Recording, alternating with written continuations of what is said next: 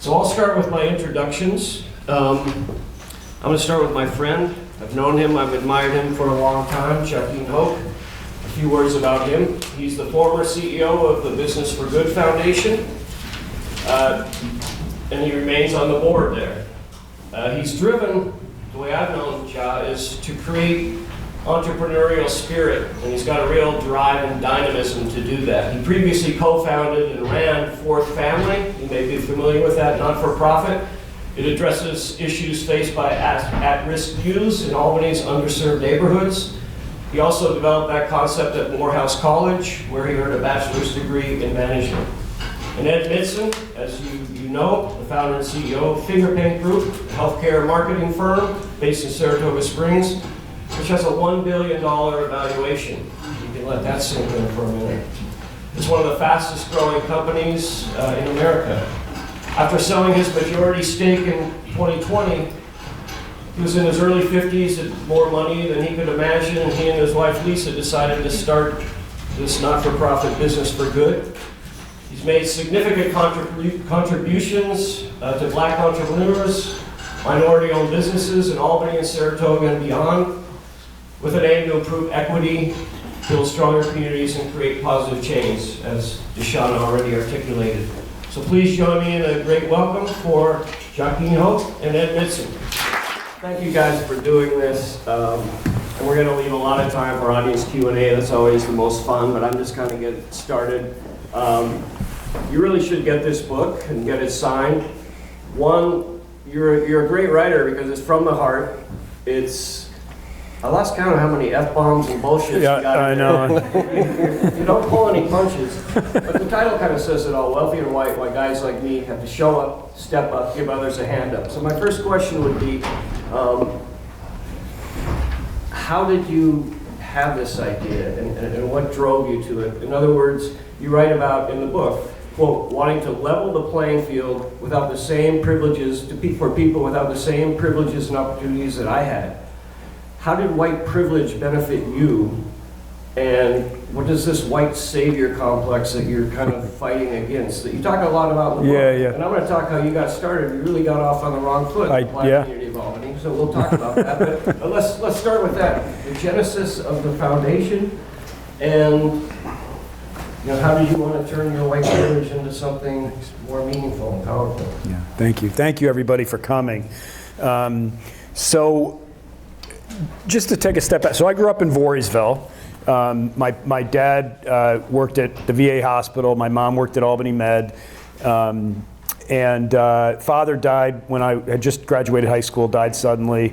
And I was sort of lost. I went to Syracuse for undergrad, and I came back, and this is in 1989. I was working at Albany Med as a nursing assistant because I didn't know what I wanted to do, and I was trying to get into med school, and I got waitlisted, and my grades were awful, so I pretty much knew I probably wasn't going to get in. And I was living in this cockroach-infested apartment next to the Elbow Room on Delaware Avenue, if you guys know where that is. And hello, Kizzy. And I was bringing home $600 a month. My rent was $330. I had a $113 student loan, which back then was a lot of money. And the rest was for food and laundry. I didn't have a car, I didn't have a phone. And then you fast forward 30 years, and my wife and I found ourselves in this financial position that we could have never even dreamed of. And I thought back a lot to those times in that apartment, and that I was able to get out of there. And there are still people that lived around the corner that are still there, 30, 40 years later. And, I had a lot of people tell me, well, you worked really hard, you deserved it. And that's true, I worked my ass off for a long time. But a lot of people work hard. So why was I the lucky one that had this great fortune? And did a lot of soul searching, and Lisa and I sat down. When we got the big payout, we got Chinese takeout and a bottle of wine to celebrate. And we sat down and we said, okay, what do we do now? And we paid off our mortgage, we bought a nice second home, and then we looked around and said, we're good. We live on a beautiful farm towards Schuylerville. And it was like, okay, what do we want to do something with this. We knew that we would be writing checks because I know that's important to a lot of nonprofits, but we were somewhat frustrated with the traditional nonprofit model. Last year, I think this country, we gave away $476 billion to charities, which is a lot of money. And you look at the homeless shelters are more packed than ever. The food pantries the lines are down the street. So what we're doing isn't working. And so we wanted to sort of come up with a different model. Getting back to the whole white privilege thing, we set out really to help anybody that needed it. And if you go on our website and look at our business model, it's sort of all over the place. We've got restaurants that we're donating profits to charity. We're helping companies start and grow. We help with this beautiful building. And we're just trying to reach back and help the next guy. And the whole white savior thing, I never really worried too much about that. As you alluded to, I made a lot of mistakes early on. Ja was huge for me in sort of giving me insight and guidance. And when I did screw up, help repair relationships where I offended people I didn't even know I was offending.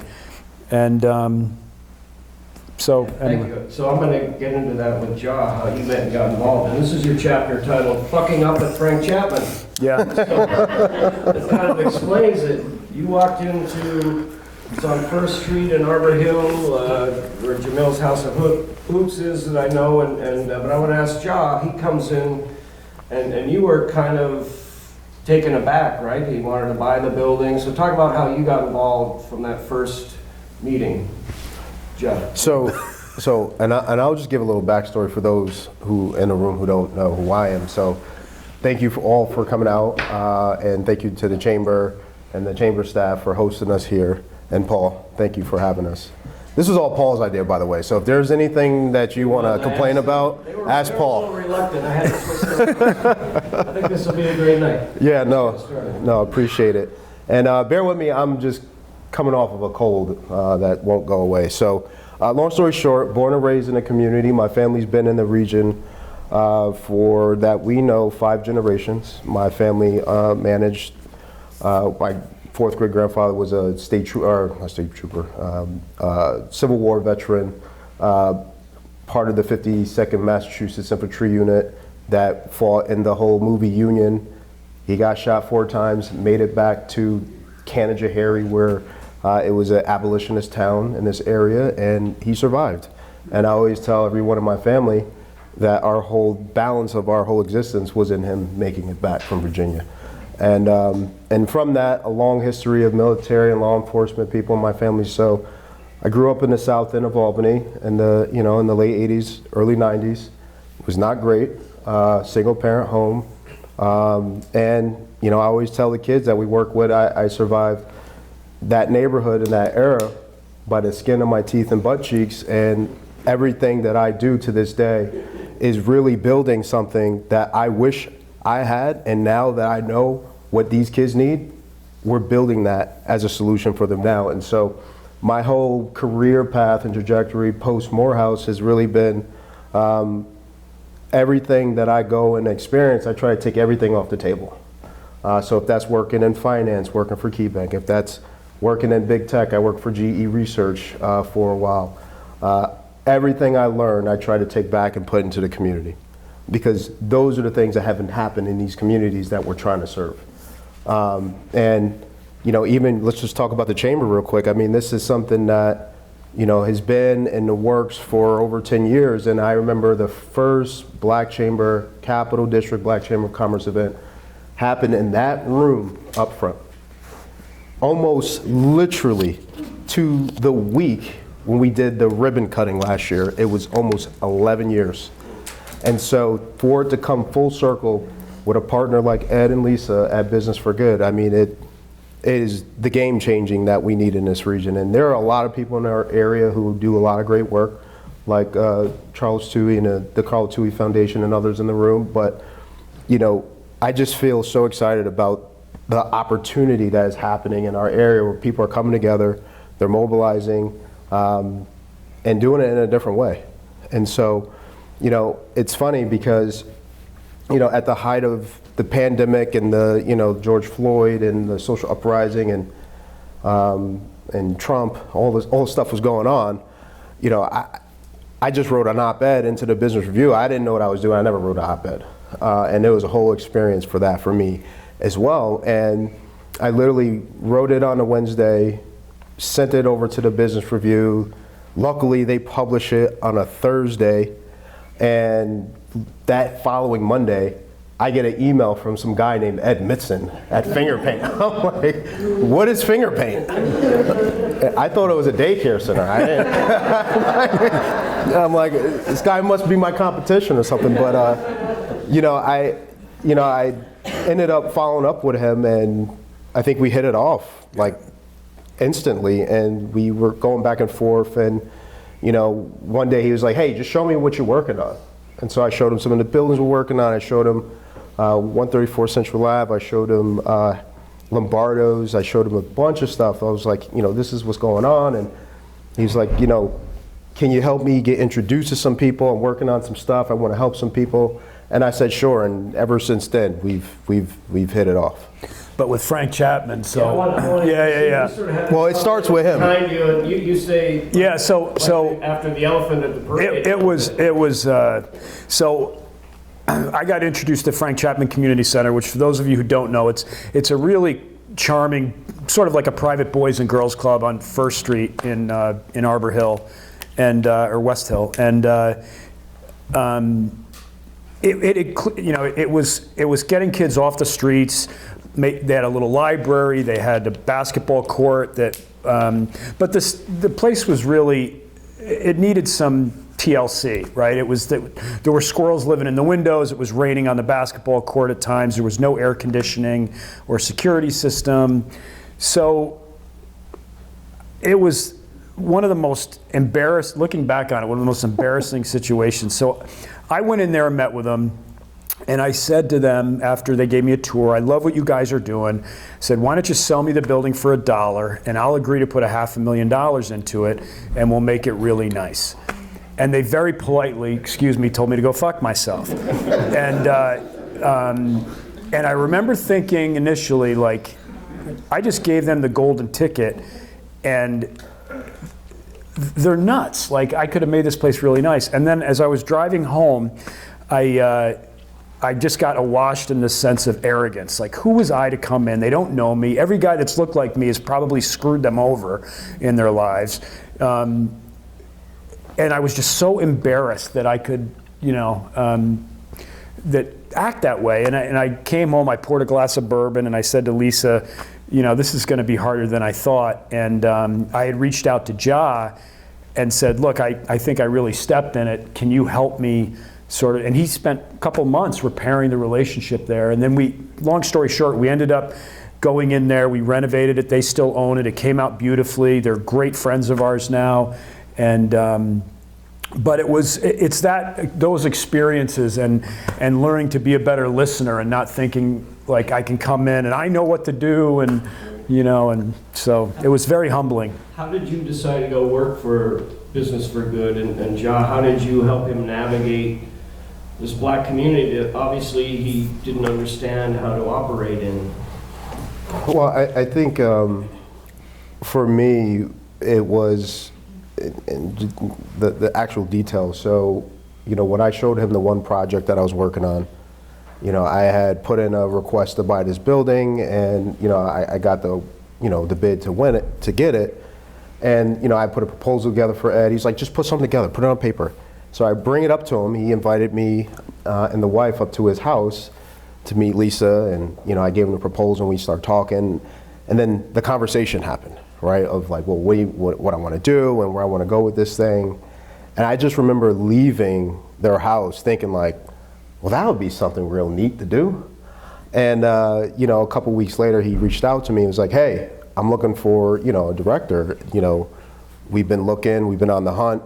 Do you know anybody out there? And I almost thought to myself, is this guy like, is he messing with me? Like, like he must be playing, like this is not the thing that I want to do, right? Like, and what he said was, I want to go into the community, we want to, do some for-profit stuff. We want to do this Newman's model of, have some businesses that are, we can get to profitability and then take that profit and then reinvest it into the community like Newman's Own. I don't know if anybody in the room is familiar with that model, but that was the thing that really captivated me with the whole concept, especially on the business side, because that was one of the things personally that I hadn't really done, right? Like, how do you buy a building or buy a business and, do the branding and marketing, how you go into the personnel and work with them and build it all up. And so that was very intriguing to me.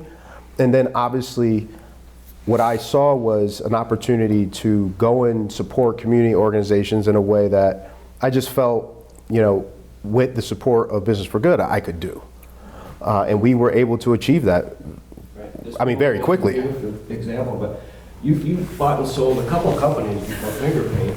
You've obviously hired a lot of people. What did you see in Jah, and what do you look for in like senior people? I know on your website you have a great team at Fingerpaint. Yeah. What do you look for in somebody? So with Jah, he was obviously intelligent, articulate, knew a lot of people. I'm still here. What's that? You said was. I'm still here. Right.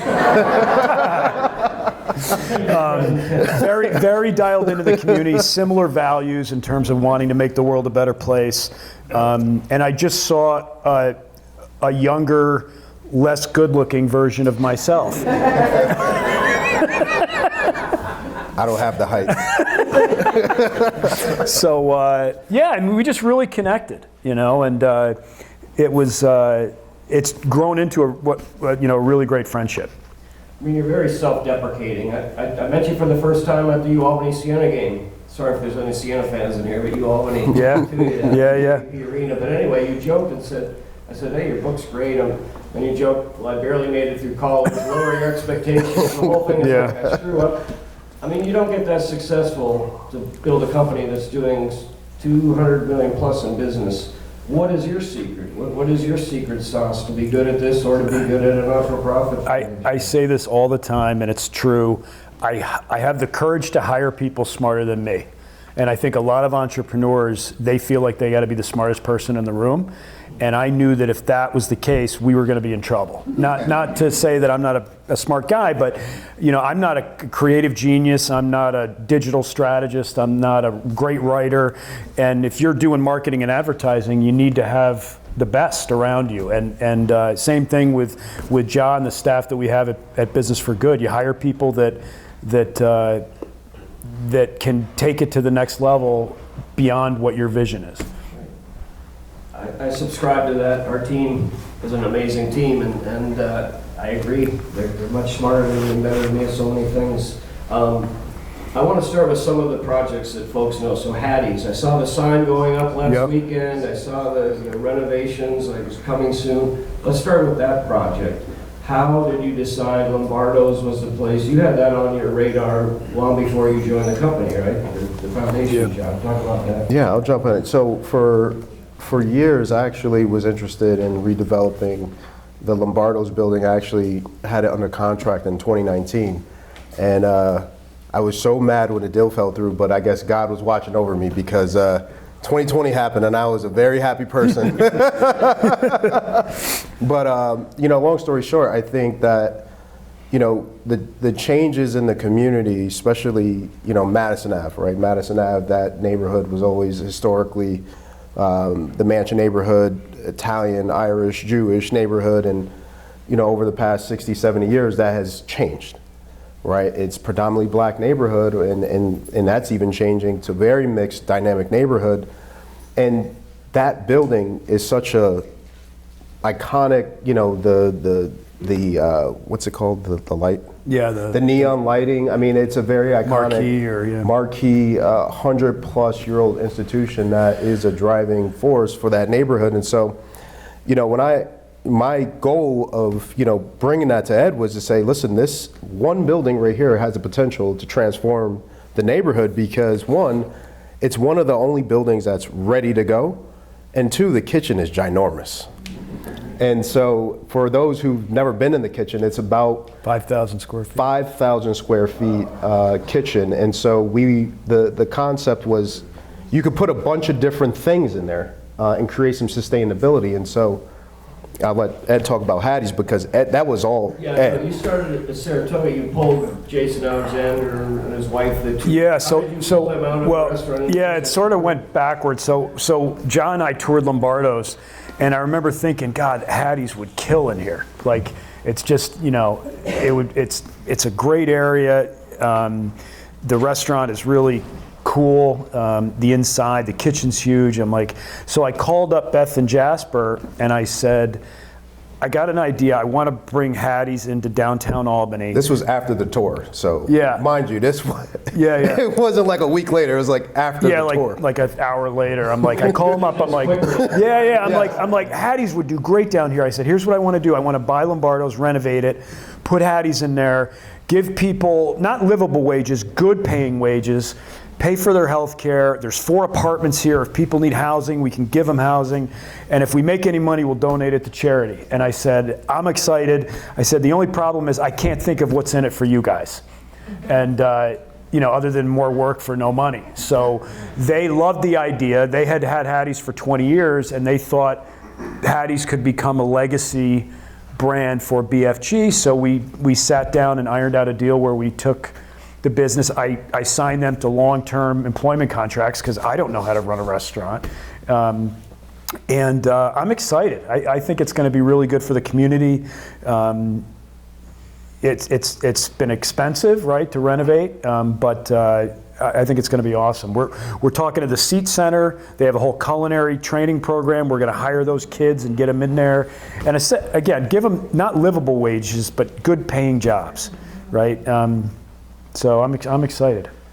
I like how you really get down to frank, real talk about race. And race relations is the heart of this. And I wanted to get the two of you to talk openly about racial issues. I'll start with Ja. I mean, you grew up in the South End, predominantly black, but the police force is predominantly white, at least it was when you were growing up. What were your experiences? And then when you go to Morehouse, I assume there's not many white people. What was your experience of white people growing up in a black neighborhood? Tell them about the KKK story, too. Yeah, I mean, so, you know, it's interesting. The dynamics are paralyzing to a certain extent. So growing up, how we grew up, I still felt like we still had a community. And that was one of the things that led me back here with some confidence, because I got to experience the South End when it was clearly at the tail end of the South End, but it was still the South End that a lot of people probably in this room remember. And, you know, I had a decent experience growing up, but, you know, as I got older, it changed rapidly. And I just remember growing up in the community. I shared a story with Ed one time that I'll never forget. The one movie my grandfather took me to go see was the Malcolm X movie on Delaware Ave, and the movie theater. I forget the name of it then, but I just remember watching that movie and then starting to question everything. And I remember it was Martin Luther King Day, and it was before the Martin Luther King Park was dedicated and the statue was erected and things like that. And they were protesting it. And I remember going in and asking my 4th, 5th, 6th grade teacher, why are they protesting this person that you say is so important? She didn't have an answer. And then, you know, we lived right on Morton Ave, and, you know, in a 3rd floor apartment, and I just remember waking up one day and the KKK was rallying with hoods on around the park protesting the Martin Luther King statue. And at that point was when I realized that everything that I was being taught wasn't all the truth. I didn't think they were liars. I didn't think I was getting all of the facts and details. And so, you know, from that point on, I was exposed to a lot, good and bad. But the thing that was a difference maker for me was some of the pivotal things that my family was able to give me that I know that my neighbors and the kids I grew up with did not have. And, you know, that for me was my experience growing up here.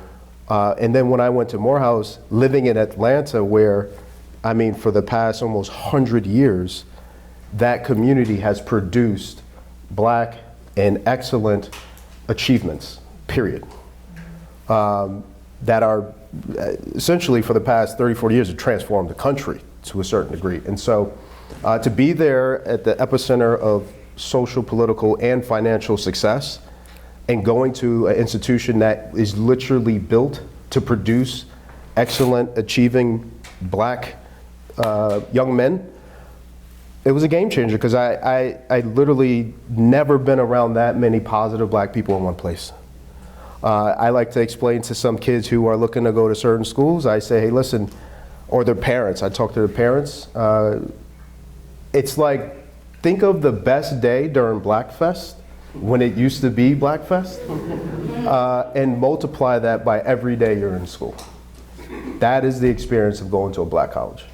And those institutions are built to make sure that you're successful in a society that is systematically, institutionally built to keep you in your position or worse. And so having that experience, being in Atlanta, being a resident of Georgia and of Atlanta, you work in the community, you go out, and it's like everything is black and there are things for you, restaurants, services, amenities, whatever you need, the whole experience is there.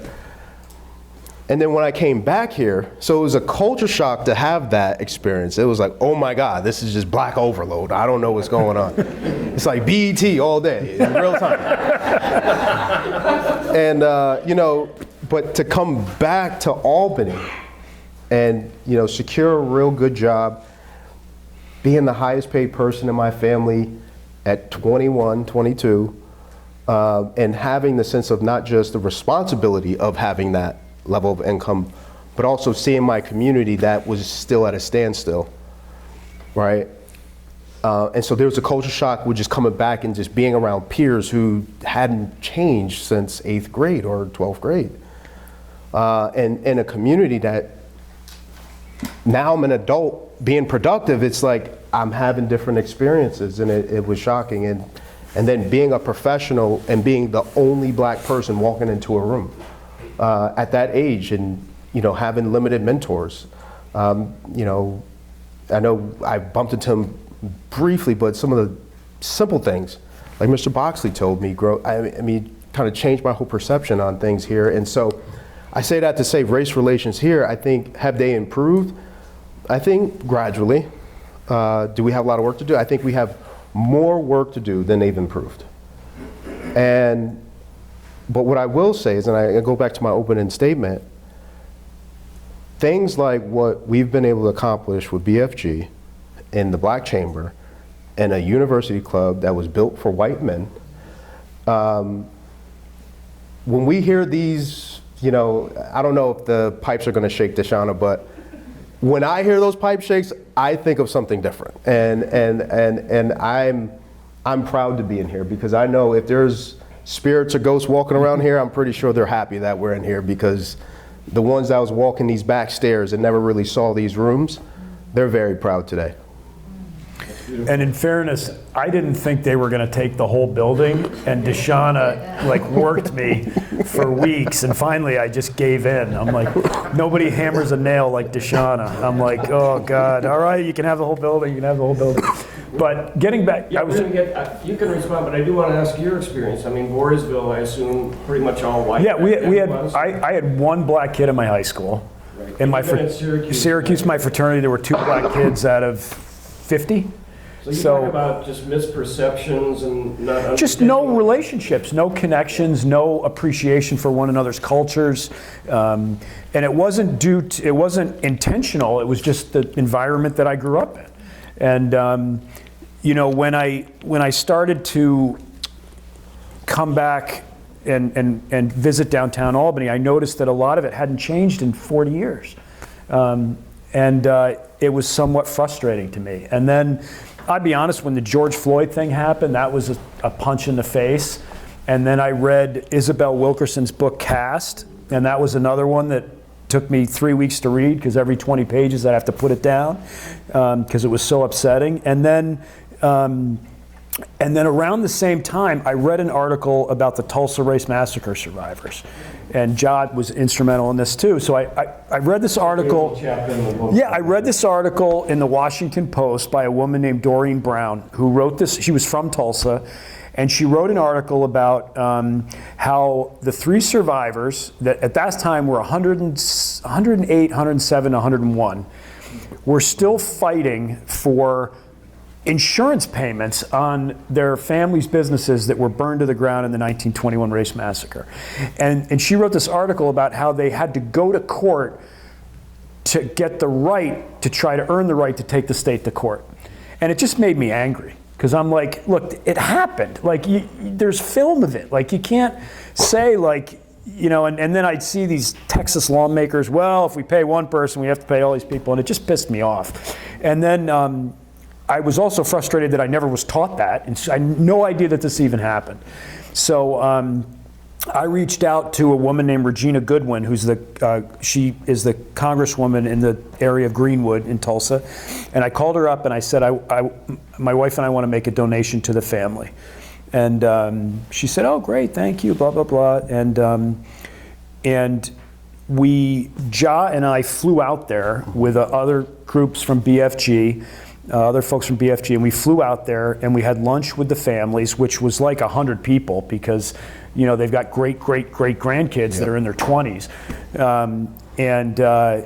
We basically shook their hands and said, we're sorry for what happened to you. Your struggle matters. And we hope that whenever it's time for you to leave this earth, that you can leave knowing that your families are going to be a little bit better off. And we gave them a check for $1 million. John and I did. And flying home, I remember how exhausted we were because we got tours of it was just draining. I can't imagine what it was like for you. And but I remember on the plane, you said to me, and I'll never forget this, you said, it wasn't so much the check, it was that we went there and acknowledged them. And we got to be great friends with them. And the youngest survivor, Hughes Van Ellis, who was 102, passed away. And last month, Lisa and I got to deliver a eulogy at his funeral. And I said at the funeral, I said, how many people I've spent 4 or 5 days with this guy. And I said, how many people in your life have had such an impact on you that if you met them for 4 or 5 days, you would fly 3,000 miles to go attend their funeral? And it was really an amazing time. And now we've become friends with all their families, and we're going to see them in Denver in a couple of weeks. But long story short is what that taught me was that 100 years ago you had this thriving black neighborhood that was probably the most affluent neighborhood in the world for black and brown people, and that was when white people wouldn't patron the stores. So now, fast forward, it's like, why can't we build that in Albany? Why can't, and you taught me about building an ecosystem of all these businesses anchored by the chamber, so that we can try to raise everybody's income up and get them out of the situations that they're in. It's an amazing chapter in the book. You want to add anything to that, Joe? That meant for you? Yeah, I mean, you know, you grow up black. You know, my family, I have the experience of having a Caribbean family, a down south Mississippi family, and a northeast black family. And, you know, the parallels between them all, it's very amazing and interesting. But, you know, you grow up hearing the stories, right? Because to your point, Ed, they didn't teach us it either. Yeah. We got it taught at home.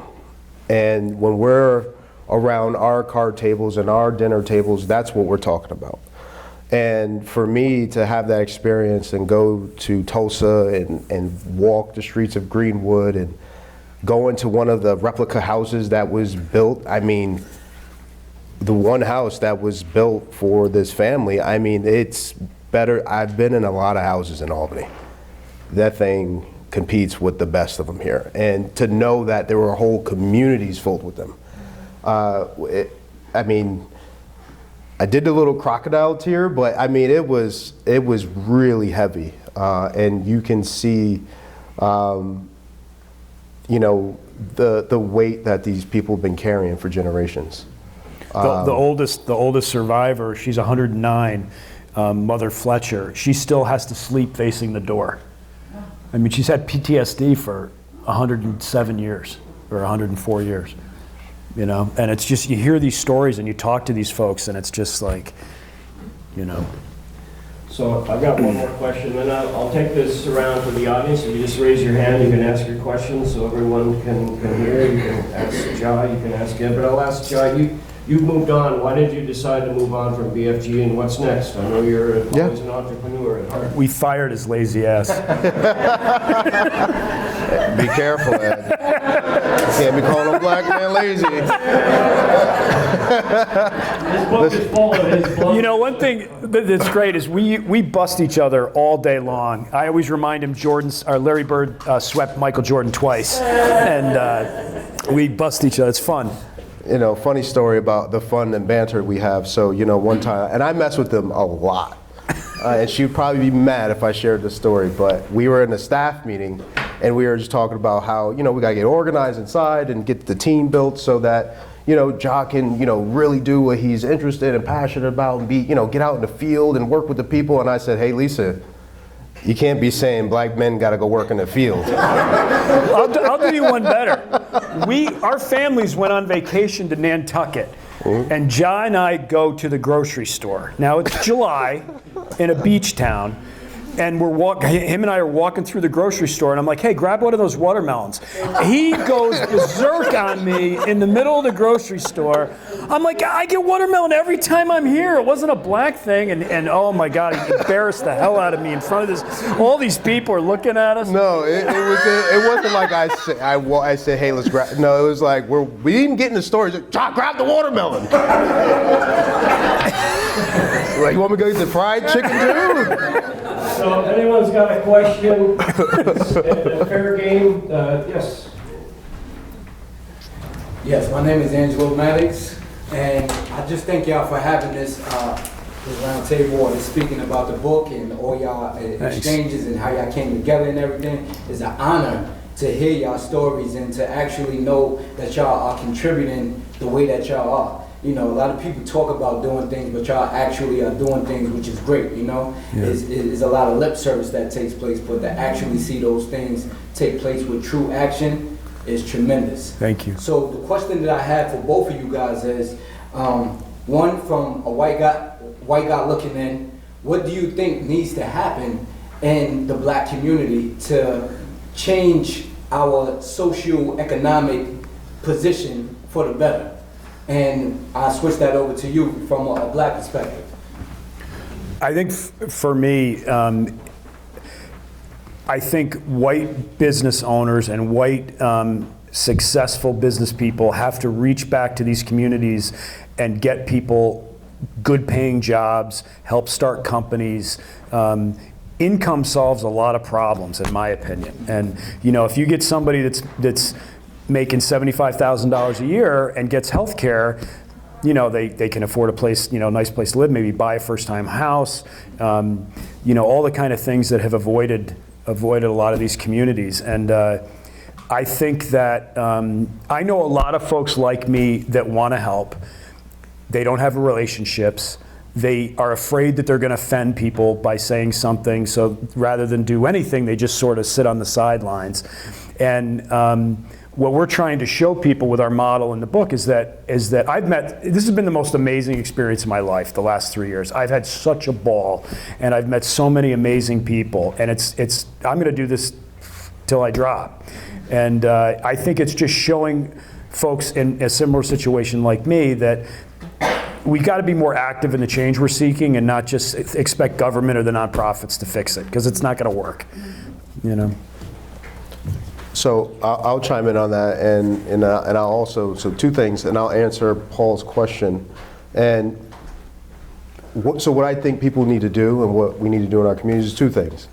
One, it's so weird because I was at a program probably in 2014, 2015 in Albany, and there was this woman who came to the city and she just kept saying, Albany needs to be healed. There needs to be some healing here.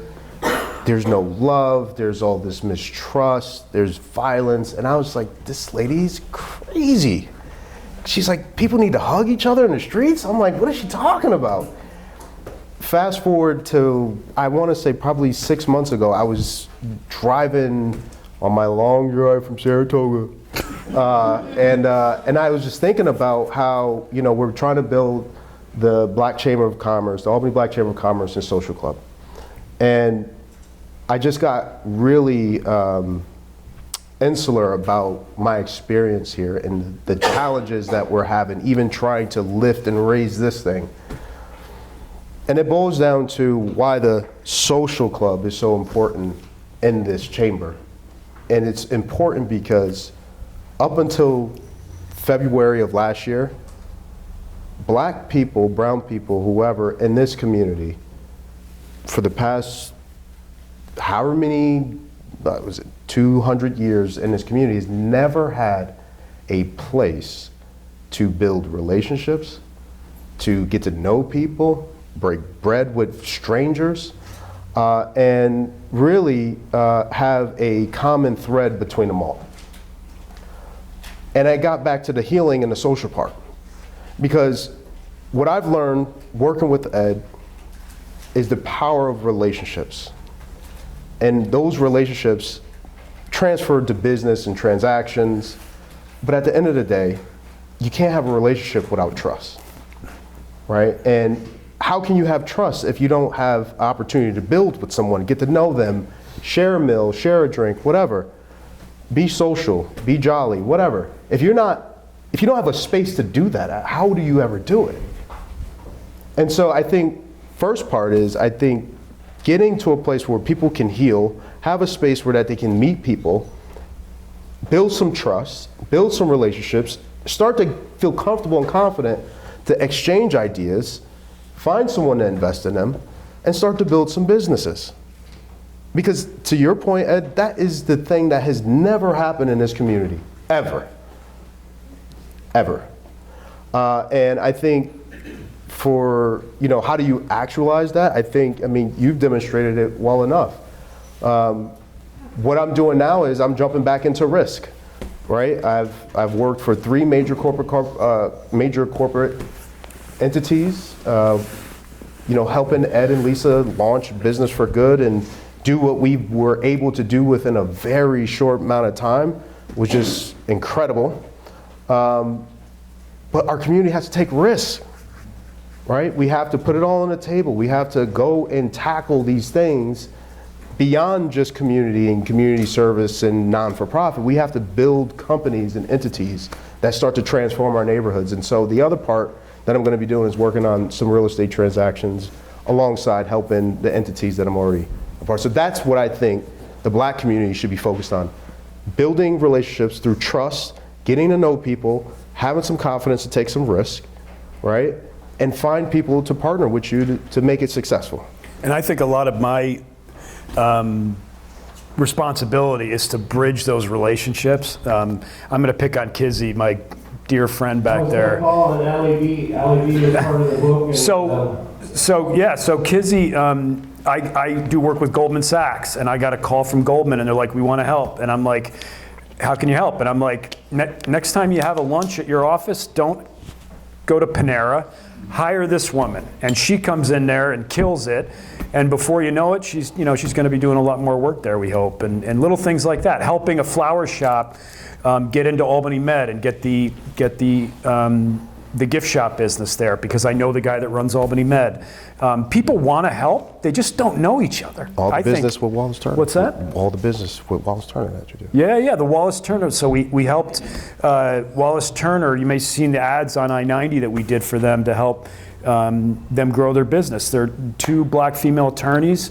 They're doing all our legal work now, right? And they're great lawyers.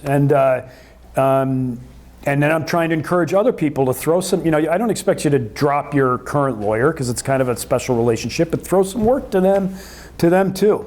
And I've got an interesting story. Can I was going to let go ahead? Uh-oh. I'm never going to get the microphone back. Hello. I'm so happy to be here tonight. And I'm happy to be a part of Business with Good Camp. Jahkeen, he brought Ed and Lisa into my life.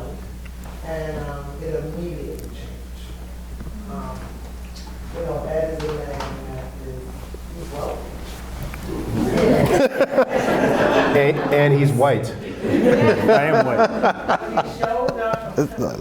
It's so funny because it was on New Year's Eve when I met Lisa and Ed. And every time I think about it, it makes me emotional and it also makes me smile. And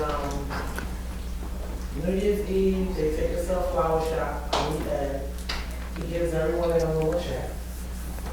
And it was COVID. Everybody has been hit hard, and he gives us this check to change our life. He said, take this check, invest it for yourself, pay some bills, and that's what I did. And I'm gonna tell you how much the check was. The check was $5,000. So a girl coming from the projects, grew up on welfare, Section 8. You can only dream of someone giving you a $40,000 check on New Year's Eve. It changed my life. This is my wife, she was speechless. We all were speechless. My family was speechless. But You were saying a lot. I don't know about speechless. you know, guys, I was crying. I cried, okay? Because I was just so grateful. I know you guys can understand when someone gives you that, you will cry for weeks, especially when you are working just 7 days a week. You're a mother, you're a wife, you're a community leader. Your community depends on the money that Ed has given to me and my business. But besides all of that, since Business for Good has come into my life, my business has grown enormous. My family has changed. I have new friends. You know, like, I have friends that are very wealthy, you know, not just Ed. And people are able, what Ed has done, people are able to trust me. Believe it or not, you know, when people have $200 million in their bank account, and just, you know, $40,000, it's a different relationship. And what Ed did was he opened the world out to people that look like me. I'm this black girl from Harlem. Now people are able to give me opportunities because of that. They trust him and they trust me. And if John had introduced me to him, I would not have this path of leadership that I have with finance. And we're opening up, you and I are opening up a second location. I'm sorry, yeah, I'm opening up Applebee's, fresh fruits and vegetables. You know, when I have an idea, I just do it.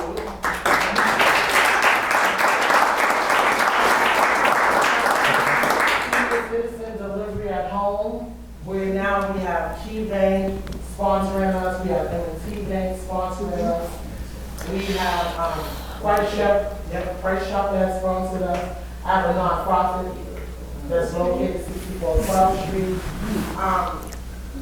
And it takes money to build. You just can't get up and do anything. You know, I've seen this tutorial as well. Thank you for your money too. Who's she talking When Charlie. you work in business for good, not only do they finance you, they educate you. So now I am this woman that is full of wealth as well, but full of knowledge. And then I also have a community of friends that can also give me more leadership and more direction. So thank you. Thank you.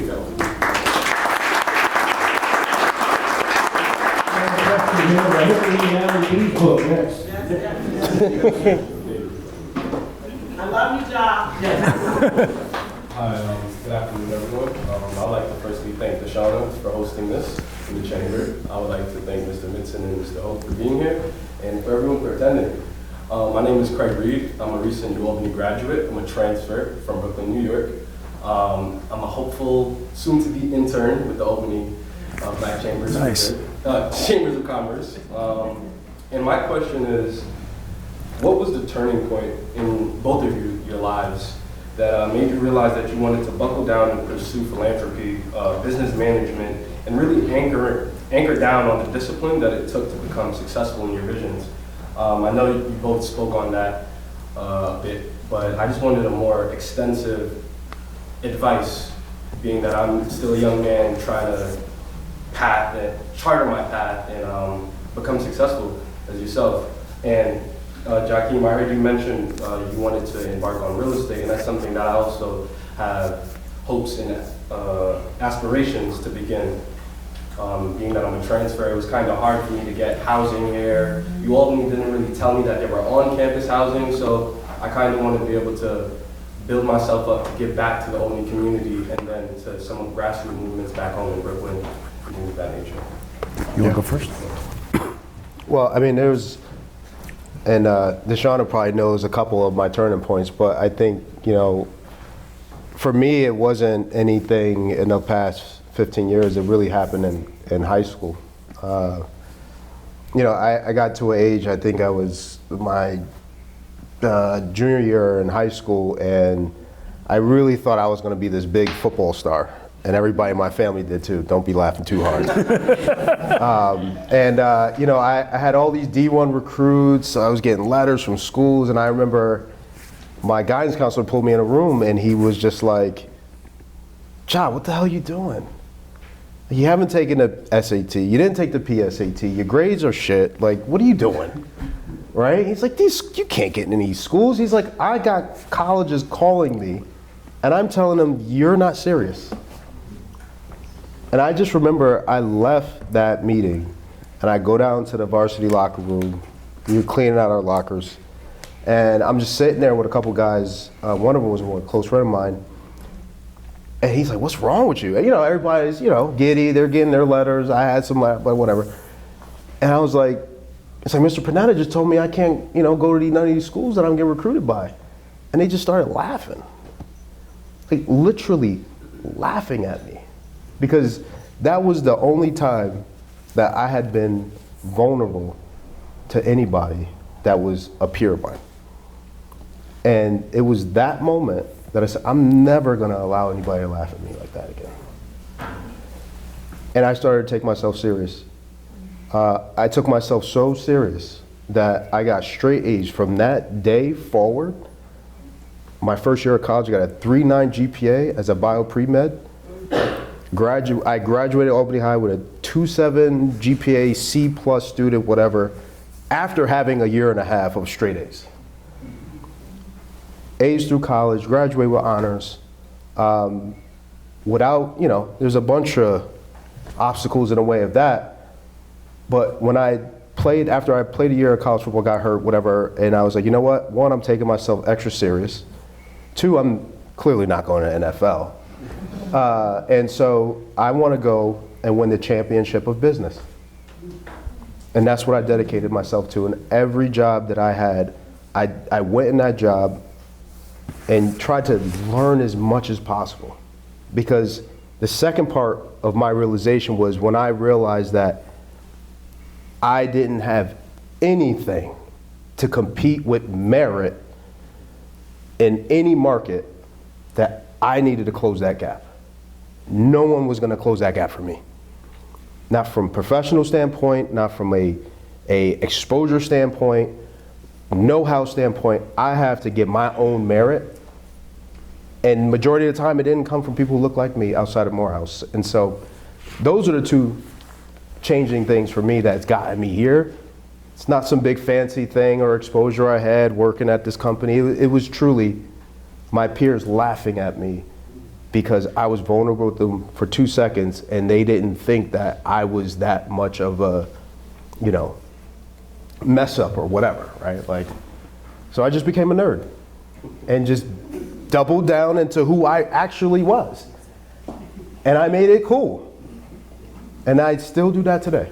So that's my little story.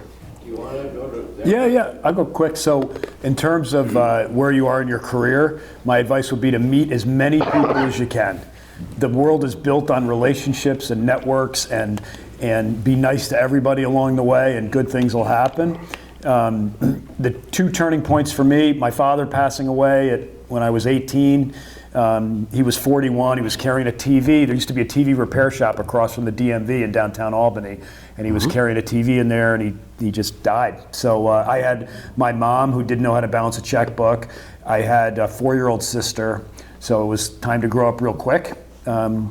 And I think in terms of us getting involved in philanthropy, about 10 or 12 years ago, Lisa and I volunteered to serve breakfast at the Code Blue Emergency Homeless Shelter in Saratoga.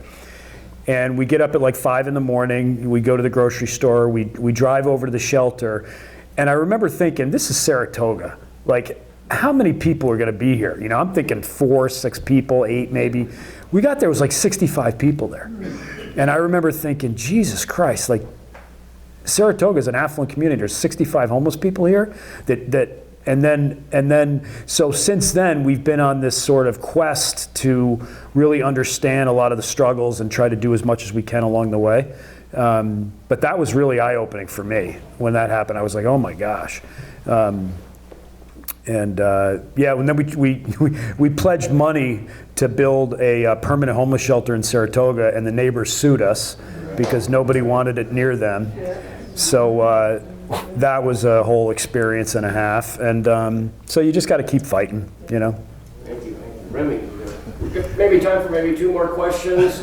Books for sale afterwards. There's some snacks, reception, Edelside books, but maybe a couple more questions. Go ahead, Remy. Hi, my name is Remy Monet. They call me Remy. I'm the founder and the artistic director for the Black Theater Troupe of Upstate, New York. I started a theater company 12 years ago when I was one of 3 black actors in the area.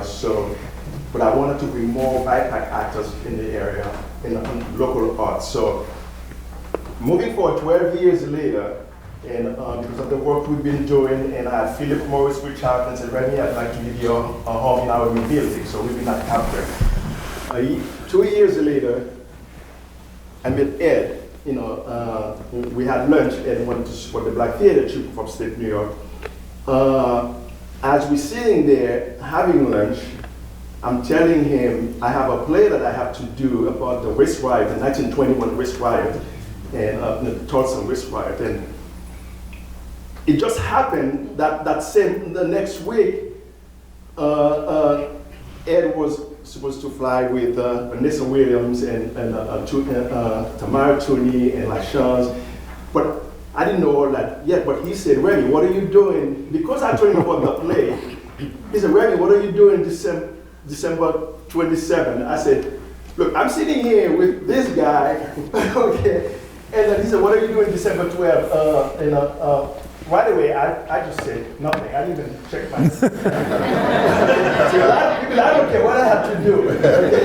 Especially I tell you, what am I doing? So one of the best trips I've made, you know, I flew with Ed in Tulsa with Vanessa Williams to meet those survivors, 108, 109 years old. That was the best trip, you know, that I've ever met, and the best ever. So, and then I'm planning to do the play, you know, hopefully in a couple of years. Now, I want to thank to Ed. I started the theater company. I did not know if I could find actors, black actors, and people of color to be in a play. 12 years later, I can do any plays with as many actors as I want. And all the local theater companies are doing more plays for BIPAC actors. Okay, and I recently get an award at the Berkshire, the Berkshire Theater Critics, for community outreach and diversity, and I get the award from there. That, and then I know this is not official, and Ed now, because we want to do more work, Ed now with a few other people is helping us to get our own building so we can continue doing the work for our kids in the community. And I gave up acting myself just so I can focus. That's more important to me because more of our kids, they need a home to go. I've had kids, people who were in prison, in and out, now they're doing theater and they're performing everywhere. So, and I just want to continue doing that. You know, they'll start working on the building soon, but I want to thank Ed, who's really helping to get us that building. So thank you.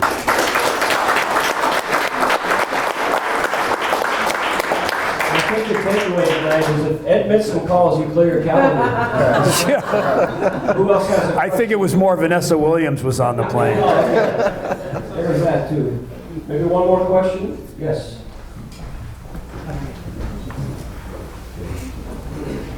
So in the last day, last 24 hours, we've read an awful lot about St. Rose.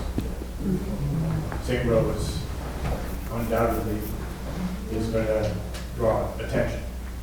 How do we make sure that the attention there doesn't take away from the energy and the investment that is needed in the place, whatever you guys are talking about? You want me to go? You go? Go ahead. Go ahead. John, you're making real estate deals. Are you going to buy the campus if it comes? I mean, listen, I think that, so right now I currently live in the neighborhood up there. And, CVS is gone. The movie theater is, always kind of like figuring itself out. We're also in the middle of, people are downsizing. Our retiring population is, either downsizing or leaving the neighborhoods. And so there's just a lot of change in the neighborhood right now. And I think regardless of what happens, they sell, college comes in, or if it's split up between some real estate opportunities for housing and mixed use or whatever, I think there's a ton of opportunity. I mean, once we can get past the heart play of this school closing, we can look at, okay, well, what's next, right? Because the what's next, I think, is the bigger question than what's going to happen, because the what next is, sorry for any UAlbany fans, but the quads are desperately underutilized. St. Rose is not at the capacity it once was. And then you have the neighborhood that sits over there, people call it the college ghetto.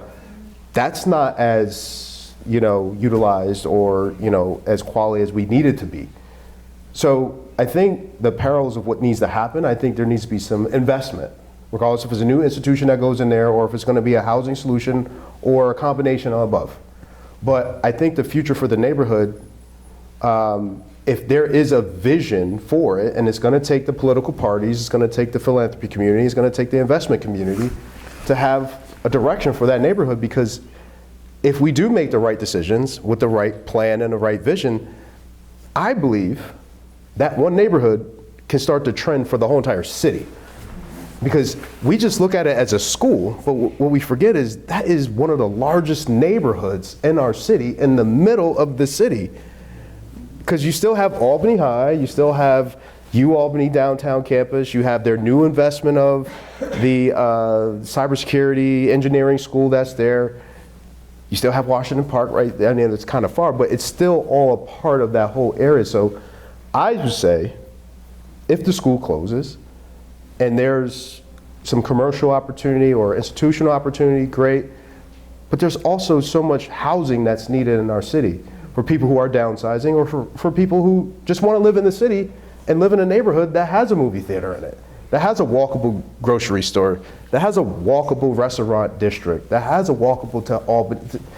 It's a perfect laid out neighborhood in a modern city that once we get to the solution, I think is going to transform the whole entire neighborhood. I think it's a huge opportunity. Like I think you had a declining college where enrollment was down year after year. They were having financial problems. I think now the city's got to get really aggressive and go after a big company to come in and take it over. High-paying jobs, it spreads everywhere, and not just try to plug in another college, but try to get a company that can really maximize the space and bring in really good wages that are going to raise the whole area up. I'm not concerned at all about, there's going to be negative news all the time now. I mean, we could be heading into a recession. The politics is a shit show. There's going to be bad news and negativity all around us. We just got to keep plowing ahead and doing what we're doing. And I heard Fingerpaint was looking for an office. yeah, the whole campus. That's right. So I want to thank everyone that came out. This is a tremendous success story. Shauna Wiggins and her team at the Albany Black Chamber of Commerce, the Writers Institute, we're really proud to be here. And this was a great evening, but this book, you really should read it. It's a quick read, and as you can hear from Ed, he's straightforward. He doesn't sugarcoat things, but what a great evening. Let's thank Jahkeen Hoke.